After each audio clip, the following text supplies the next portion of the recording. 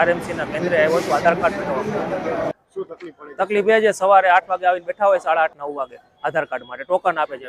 Token પછી જ્યારે અંદર જઈએ ત્યારે ખબર પડે છે કે કયા કાગળિયા ઘટે છે શું કરવું છે. એના કરતાં જે તે ટાઈમે ટોકન આપતા હોય ત્યારે કહી દઈએ કે ભાઈ આને એના ડોક્યુમેન્ટ રાખો, આ નામમાં ફેરફાર છે, જે કાંઈ પણ કરાવવાનું છે તો આપણે ટાઈમ ટુ ટાઈમ ઘડવી શકીએ. હવે અમારે ત્રીજી વાર આવવું પડશે, બીજી વાર આવ્યો હતો ત્યારે હું મારી છોકરીનું નવું આધાર કાર્ડ કઢાવવા માટે આવ્યો હતો અને એક બીજી છોકરીના નામમાં સુધારો કરાવવાનો છે. એના માટે રસવાઈ દીર્ઘાનો ફરક છે, ખાલી એ ફેરફાર કરવા આવ્યો. હવે નથી થાય કેમ કે મારા નામમાં 100 કાઢ્યો છે અને છોકરીના નામમાં 100 સટકોણ નથી. એ કે નહીં ચાલે, બે સરખું કરાવો પછી થશે.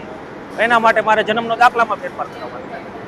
આ બીજી વાર આવ્યો, હવે ત્રીજી વાર થશે કે નહીં ખ્યાલ નથી કેમ કે ફરી પાછી કંઈક ભૂલ નીકળશે. એના કરતાં અત્યારે કહી દઈએ તો આપણે જે કાંઈ પણ ભૂલ છે સુધરાવી શકીએ.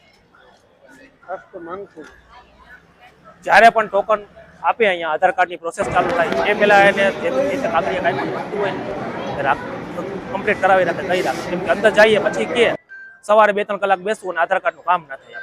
એના માટે જ્યારે જ પ્રોસેસ ચાલુ કરો ત્યારે જ કહી દો આધાર કાર્ડ ટોકન આપે ત્યારે જ.